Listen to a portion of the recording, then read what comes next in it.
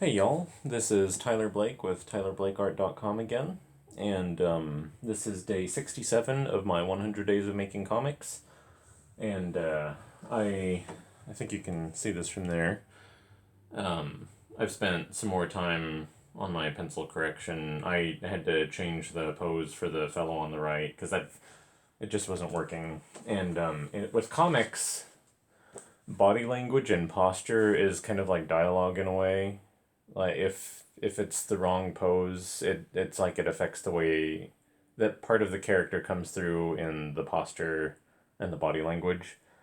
Um, and the what I had just it just wasn't right. So this was actually kind of closer to my first idea that I had, and I thought it wouldn't be dynamic enough, but actually I'm pretty happy with it right now. So um, before I get into drawing, yesterday I was talking about Edward Muybridge, and this was one of my early reference books. And I have another one by him that's just on people in motion, and he was the first or one of the first guys to. If you can see this, there's a grid behind the horse, and he would just take high speed sequential photographs of the horse going through its motion. And they also have they have all kinds of criticism. They have a guy cantering or trotting with a rider, and they have saddled, trotting, cantering, and galloping. And then they have a couple of different angles. They have jumping. They have bucking and kicking with a donkey, ox. They have dogs. They have deer. They even have buffalo. So, um, Edward Muybridge was Scottish, and he did that just to kind of help to understand how not just how people and animals moved with the mechanics, but it's great as a reference because like it shows you like the different stages. Let's say with a horse's gallop. If they start with all 4 feet on the ground and they begin their gallop, you can see at what point they have, at what point does their right front hoof touch the ground, and what are their other three hooves doing at that point. So if you're doing a comic with some guys on horses, or if you're doing centaurs, let's say, you can get that right because somebody who knows horses, if you just like do some random thing with their legs all over the place, somebody who knows horses will look at that and be like, what are they doing? You know. So I studied that a lot, and also I think I started with his one on people where he shows them. He has people walking and running, and it helped me a lot with kind of understanding physiology and body mechanics. And anyways, the interesting story. Oops, oh no. The interesting story about Edward Muybridge is that he really invented the movie camera. So with this technology, he called it his Zoopraxiscope. He would run the film, and he started doing exhibitions at county fairs, and he was on tour in the United States. So he was doing exhibitions at county fairs and that kind of thing, and just going around showing off his his invention with like little short films with animals and people running, and at the if you have to kind of put yourself in the context of that time where people had never seen anything like that before. People photography what hadn't been around all that long. In the scope of human history, and so people had seen paintings and they had seen and there might have been some people who hadn't even seen a photograph, really, depending on where you live. Um, but So he comes along and he's doing these exhibitions where he's showing like what he's showing moving pictures, and that's where the back in the old days people called movies picture shows or moving picture shows, and that's why. So because it like pictures that move was just a new thing. And so Thomas Edison got wind of this, and he went to go see one of the exhibitions, and he approached Muybridge afterwards and said, "Hey, I think you might be onto something here. Let's go have a couple drinks and talk about it." So Edison talks Muybridge into forming an informal partnership, like a handshake deal, and he says, "Why don't you leave your notes and some of the stuff here with me, and I'll work up some business details, and I'll get back to you." And Muybridge says, "Yeah, okay." And so a couple months go by, and he hasn't heard, and he's starting to. I wonder how long it's going to take Edison to come up with our business plan and figure out our how we're gonna make money off this thing. And the whole time, Edison never had any intention of sharing any credit of any kind with Muybridge. He just stole his idea, came up with it. He made some adjustments to the technology, and came out with his own version of the movie camera. So, uh, handshake deals probably not the best idea. So anyway, and there's a lot more to it than that, but that's like the super condensed version. I can't remember the guy's name, but there's a guy who wrote a book just about Edison stealing the movie camera from Edward Muybridge, which I haven't read. I've heard him interviewed on the radio, but I I highly recommend these for just for art reference books. It's a very unusual spelling. It's EAD weird Muybridge there. So if you check him out on Amazon, you'll find this and the book on Peoples in Motion, and there might be some others that I have forgotten about or just never knew about.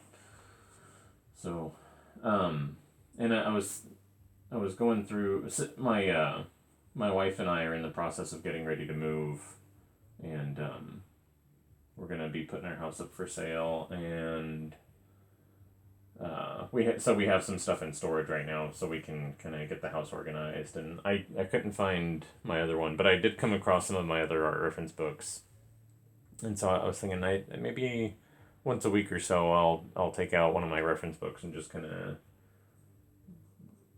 showcase that, and this is how I learned how to draw faces, or whatever. So, but anyways.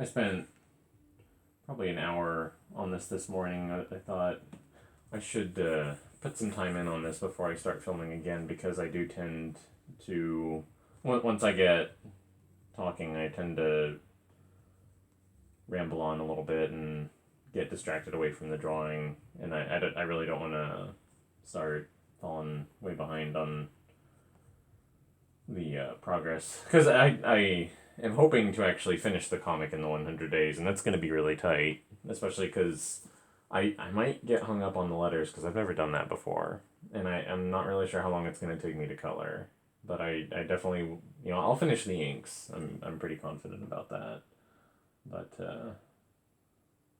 as for everything else, it's kind of up in the air, and that thumb is too long.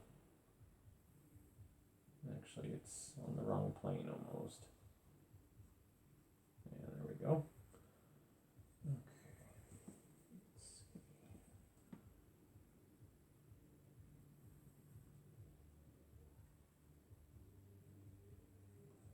My hand's too big.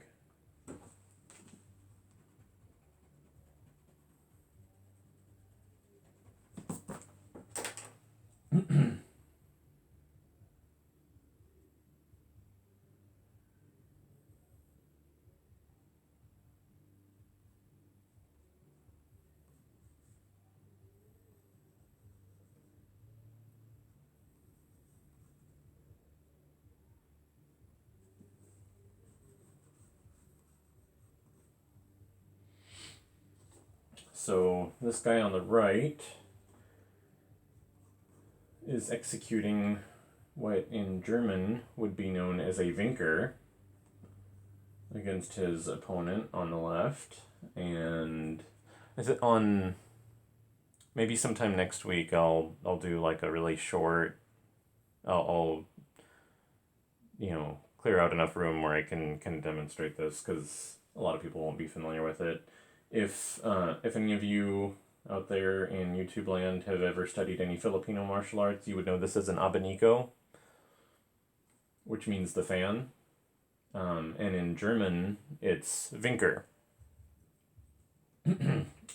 So this was... So I mentioned the other day that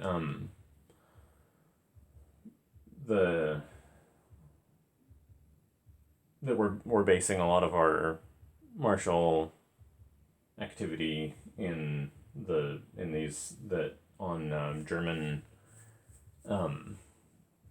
fencing manuals from the Middle Ages, because within the last 20 years those have been kind of rediscovered and translated into English by just some dedicated scholars who were interested. So now you have people all over the world who can study these historical martial arts from Europe, because for a long time you had your Asian systems of martial arts, and then the European styles were pretty much forgotten for a while, and so like the stuff that they do in movies, a lot of it was based on sport fencing. And there's just a really big difference between fencing for sport and actually trying to kill someone. For like the weapons are completely different. They're balanced different. They're just used in a completely different way. So and I'm not that was what they had available. So that's what you use, but it's wrong. So I mentioned the other day that I'm not gonna be like 100% like historically accurate, but I want to get the flavor of it in there. So this, the character on the right, and speaking of not being historically accurate, in this story, he's going to be using basically what we would think of as a saber, but the style of fighting is based on a system developed for the German Messer, which means big knife or war knife, I think. I think that the American Bowie knife was probably mostly adapted from the German Messer, but both in construction and use. So there was a guy named I don't know if it's Johann or Johann Lekuschner, who's often confused with Johann or Johann Leichenauer, another German that preceded him. Lekuschner was he was a monk who was also a fencing master, and so he wrote some treatises on sword fighting in different styles, and his Messer system is fascinating to study. So we're just kind of using that, and there are a lot of parallels with different arts. I mentioned that in Filipino martial arts, this would be called an abanico. And so you have techniques and principles and concepts that will simultaneously develop in different parts of the world, or develop in one part of the world first, and then without any influence develop in another part of the world centuries later, but just because it makes sense. So, and that's what we see a lot with martial arts. So anyways, I think I have probably rambled quite enough for one day, and I'm going to cut this off. This is starting to come together more. I'm happy with both of their poses, and I'm starting to add in the clothes, and they both need some wrinkles, and then I'll have to get into facial expressions and all of that. So this was day 67, if I didn't mention it earlier. So thanks for watching. Keep reading comics, buying comics, and making comics, and I will see y'all tomorrow. Bye.